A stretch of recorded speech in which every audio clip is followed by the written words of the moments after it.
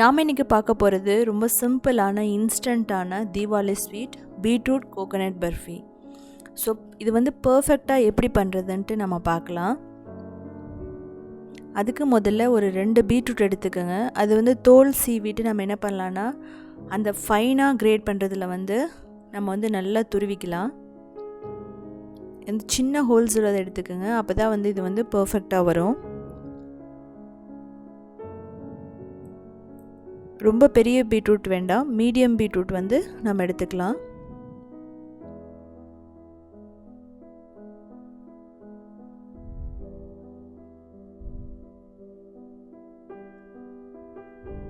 இப்போ நமக்கு பீட்ரூட் வந்து ரெடி ஆகிடுச்சு.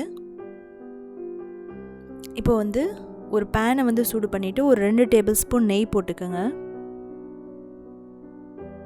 அதில் வந்து நம்ம துருவி வச்சுருந்த பீட்ரூட் வந்து நம்ம போட்டுட்டு ஒரு 2-3 நிமிஷம் வந்து நல்லா வந்து இதை வதக்கிக்கலாம். அப்போ தான் வந்து அந்த பீட்ரூட்டோட பச்சை வாசனை போகும்.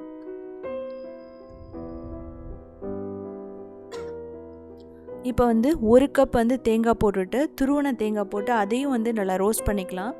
ஸோ இப்படி ரோஸ்ட் பண்ணும்போது என்ன ஆகும்னா இந்த பீட்ரூட் கோகோனட் பர்ஃபி வந்து கெட்டு போகாமல் இருக்கும். ஸோ இது 2 நல்லா மிக்ஸ் ஆகட்டும். மிக்ஸ் ஆகிற வரைக்கும் நல்லா வந்து நீங்கள் என்ன பண்ணுங்கன்னா வணக்கிக்கோங்க. இப்போ இது ரெடி ஆகிடுச்சு. நம்ம இதை ஒரு பிளேட்டில் வந்து நம்ம மாற்றிக்கலாம்.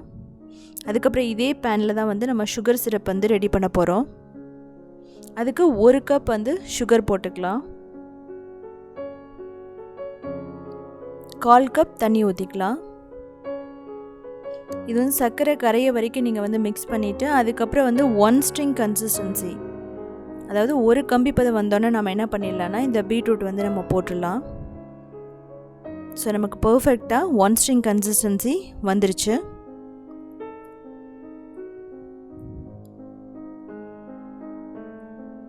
ஸோ இப்போ வந்து நம்ம என்ன பண்ணலாம் அப்படின்னா அந்த பீட்ரூட் கோகோனட் அதை வந்து நம்ம வந்து போட்டுக்கலாம். இதை போட்டுட்டு என்ன பண்ணலான்னா இது வந்து நல்லா குக் பண்ணிக்கலாம். எப்படி இருக்கணும்னா இதனோட கன்சிஸ்டன்சி எப்படி இருக்குன்னா இந்த பேன்லேருந்து இந்த மிக்சர் வந்து அப்படியே வந்து தனியாக வரணும். அது இல்லாமல் கொஞ்சம் திக்காகணும். தேவைப்பட்டால் வந்து 1 டேபிள் ஸ்பூன் வந்து நெய் போட்டுக்கோங்க. இடையில 1 டீஸ்பூன் ஏலக்காய் பொடி அதையும் போட்டுட்டு நல்லா மிக்ஸ் பண்ணிக்கோங்க. ஸோ இது மேக்ஸிமம் வந்து ரெடி ஆகிட்டுருக்கு. ஸோ இப்போ வந்து பர்ஃபெக்டாக வந்து ரெடி ஆகிடுச்சு, நல்லா திக்காகிடுச்சு. இப்போ என்ன பண்ணிக்கலாம்னு இது எடுத்துடலாம். இது எடுத்துகிட்டு வந்து ஒரு பட்டர் ஷீட் ட்ரேலையோ இல்லை அப்படின்னா நெய் தடவி வச்சு இந்த ட்ரேலையோ நீங்கள் போட்டுக்கோங்க. இதை நல்லா ஈவனாக ஸ்ப்ரெட் பண்ணிவிடுங்க.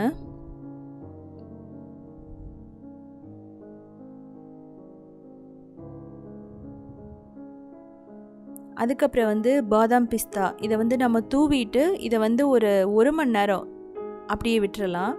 அப்போ வந்து இது நல்லா கெட்டியாயிடும்.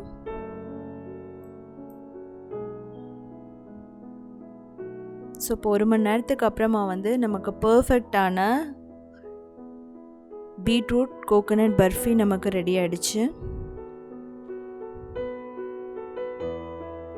ஸோ இது வந்து 1 வீக் வரைக்கும் நம்ம வச்சுட்டு வந்து நம்ம யூஸ் பண்ணலாம். நம்ம வந்து கோகோனட் ரோஸ்ட் பண்ணியிருக்கிறதுனால இது வந்து கெட்டு போகாது, ரொம்ப பர்ஃபெக்டாக இருக்கும். இன்னும் டைம் ஆகும்போது இது இன்னும் கெட்டியாயிடும். ஸோ பாருங்கள் எவ்வளோ வந்து பர்ஃபெக்டான கோகோனட் பீட்ரூட் பர்ஃபி ரெடி ஆகிடுச்சு.